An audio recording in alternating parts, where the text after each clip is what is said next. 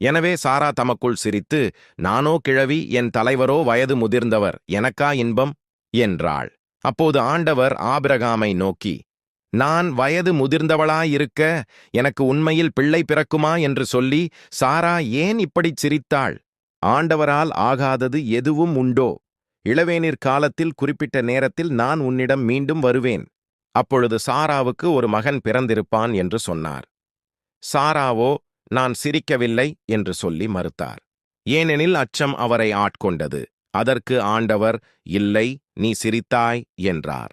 ஆண்டவரின் அருள்வாக்கு.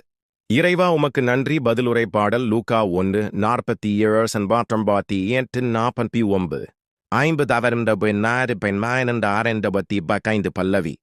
ஆண்டவர் தம் இரக்கத்தை என்றும் நினைவில் கொண்டுள்ளார். ஆண்டவரை எனது உள்ளம் போற்றி பெருமைப்படுத்துகின்றது. என் மீட்பராம் கடவுளை நினைத்து எனது மனம்